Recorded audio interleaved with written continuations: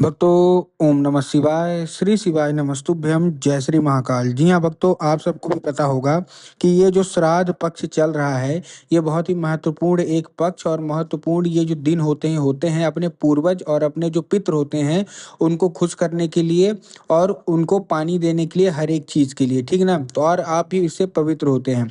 आपको भी पता है कि आज 22 सितंबर को पंचमी थी और कल सोमवार का महादिवस आपके पास आने वाला है, जो कि श्राद्ध पक्ष का है 23 सितंबर को। तो ऐसे में कौन सा उपाय करें कि आपकी सारी की सारी मनोकामना पूरी हो जाए, आपके जो पितृ हैं वो आपसे खुश हो जाएं और आपके घर की जो कोई भी समस्या है, जो कोई भी मतलब दिक्कतें हैं, वो सारी की सारी दूर हो जाएं। आज की इस वीडियो के माध्यम से हम आपको बताने वाले हैं कि आपको करना क्या है। तो बस उपाय ध्यान से सुन के अच्छे से करना जरूर है। अगर आपने आज का ये उपाय ध्यान से सुन के और अच्छे तरीके से कर लिया, तो अवश्य रूप से सारी की सारी जो इच्छा है, सारी की सारी जो आपकी मनोकामना है, जो कुछ भी आप चाहते हैं कि पूरी हो जाए, तो अवश्य रूप से पूरी होगी ही होगी। मैं आपको आज के इस जो बताने वाला हूँ आज की इस वीडियो में उपाय, अगर आपने उसको कर लिया, तो आपको मतलब जो भी आप चाहते हैं ना, सारी की सारी जो मनोकामना है वो श्राद्ध पक्ष में ही पूरी होगी, ऐसा गुरुदेव ने बताया है। जो मैं आपको बताने जा रहा हूँ पूरा का पूरा ध्यान से सुनिएगा, इससे लाखों लोगों को फल भी मिला है। आपको भी पता है कि जो पूज्य गुरुदेव की कथा होती है उसमें लाखों की भीड़ आती है। कैसे भीड़ आती है? लाखों की भीड़ आती है। और जब गुरुदेव की कथा में लाखों की भीड़ आती है, तो वहाँ ज़्यादातर जो भक्त रहते हैं वो क्या करते हैं, पत्र के द्वारा अपनी मनोकामना गुरुदेव तक पहुंचाते हैं। ये भी आपको पता ही होगा।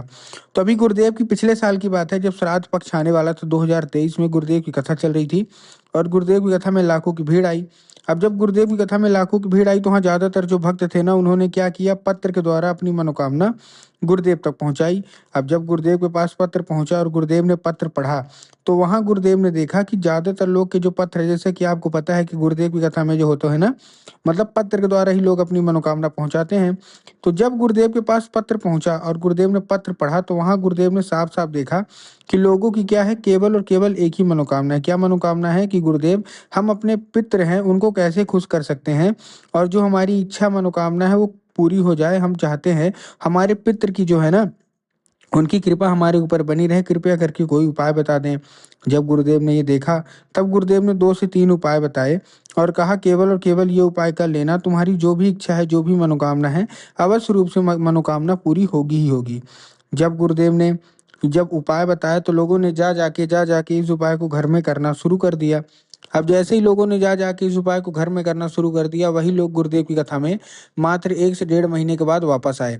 अब जब वही लोग गुरुदेव की कथा में वापस आए, तो उन्होंने क्या किया, फिर से एक बार गुरुदेव को पत्र लिखा।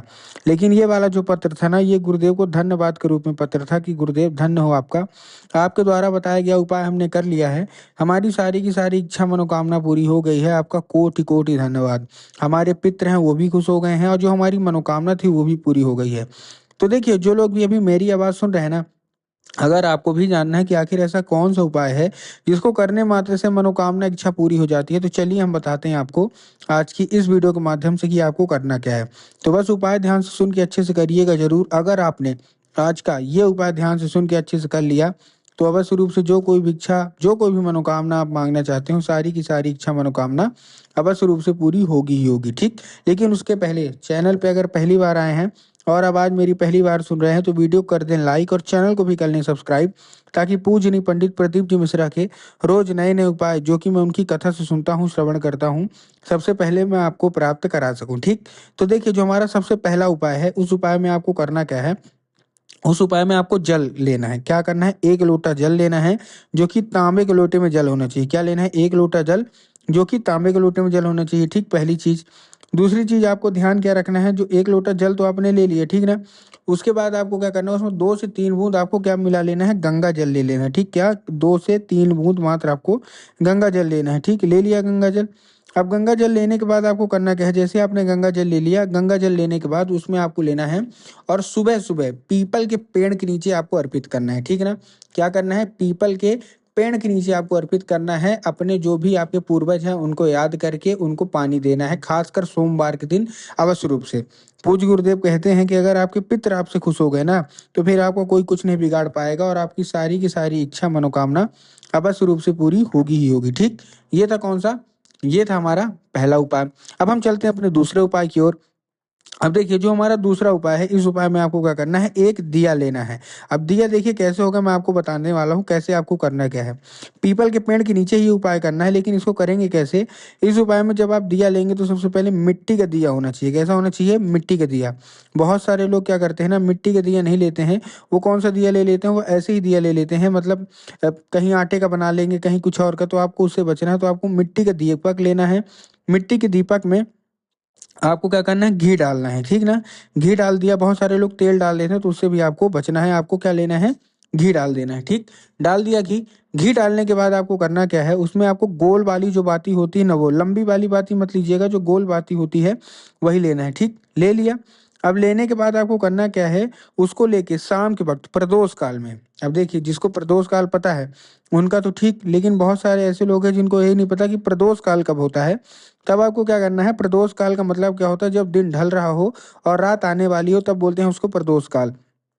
तो आपको प्रदोष काल में क्या करना है, चुपचाप जाना है और पीपल के वृक्ष के नीचे श्रम्भेश्वर महादेव का नाम लेके और अपने पित्र को, जो भी आपके पित्र होंगे, उनको याद करके वो अर्पित कर देना है। पूज्य गुरुदेव कहते हैं कि मात्र 1 से 1.5 महीना लगेगा। जो कोई भी इच्छा, जो कोई भी मनोकामना आप चाहते हैं ना, सारी की सारी इच्छा मनोकामना बस रूप से पूरी होगी ही होगी, ठीक। ये था कौन सा, ये था दूसरा उपाय। अब हम चलते हैं अपने महादेव के उपाय की ओर, जो कि सोमवार का है, तो अवश्य रूप से कर ही कर लेना है। इस उपाय में आपको करना क्या है, देखिए सिंपल सा मैं आपको बता रहा हूँ। इस उपाय में ये धन प्राप्ति और कर्जा मुक्ति का महा उपाय बता रहा हूँ। इस उपाय में आपको करना क्या है, केवल और केवल आपको लेना है 7 बेलपत्र, 1 लोटा जल और 2 से 3 बूंद गंगा जल। क्या क्या लेना है, फिर से बता रहा हूँ। 7 बेलपत्र, 1 लोटा जल और 2 से 3 बूंद गंगा जल, ठीक। ले लिया। अब लेने के बाद आपको करना क्या है, जैसे आपने ले लिया, लेने के बाद आपको चुपचाप क्या करना है, आपने ले तो लिया, लेने के बाद सबसे पहले तो आपको ध्यान क्या रखना है कि जो जल है, वो जल काहे का होना चाहिए, तांबे के लोटे में होना चाहिए। पहली चीज आपको ध्यान रखना है, ठीक। बहुत सारे लोग क्या तांबे के लोटे में ना लेके वो स्टील के लोटे में लेते हैं, तो आपको तांबे के लोटे में लेना है। तांबे के लोटे में लेने के बाद आपको ध्यान रखना है जो जल है वो आपके घर का होना चाहिए। बहुत सारे लोग घर से खाली लोटा लेके जाएंगे और मंदिर परिसर से जल भर लेंगे, तो उससे भी आपको बचना है, ठीक। उसके साथ 2 से 3 बूंद गंगा जल ले लीजिए और 7 बेलपत्र आपको लेना है। अब देखिए जब बेलपत्र लेंगे तब आपको ध्यान रखना है कि जो बेलपत्र है वो कहीं से भी कटा फटा या खंडित नहीं होना चाहिए, कहीं से भी खराब बिल्कुल भी नहीं होना चाहिए, ठीक। ले लिया आपने बेलपत्र। बेलपत्र में आपको ध्यान भी ये भी रखना है कि जो बेलपत्र है वो 3 पत्ती वाला बेलपत्र होना चाहिए, ठीक। बहुत सारे लोग 1 पत्ती को ही बेलपत्र मानते हैं, तो आपको उससे भी बचना है। आपने ले लिया, लेने के बाद आपको कहाँ पहुंच जाना है, सीधा सीधा शिव मंदिर। अब आपके दिमाग में आओगे कि जाएंगे और बाबा भोलेनाथ के ऊपर अर्पित कर देंगे, जो कि बिल्कुल गलत है। आपको बाबा भोलेनाथ के ऊपर अर्पित नहीं होना है। आपको क्या होना चाहिए, आपको सिंपल से आपको एक काम करना है। क्या काम करना है, आपको नंदी के ऊपर, आपको नंदी के ऊपर आपको नंदीश्वर महादेव का नाम लेकर अर्पित कर देना है बस। पूज्य गुरुदेव कहते हैं ज़्यादा से ज़्यादा 1 महीने, ज़्यादा से ज़्यादा 1.5 महीना, इतने की भी सारी की सारी इच्छा, सारी की सारी मनोकामना बस रूप से पूरी होगी ही होगी।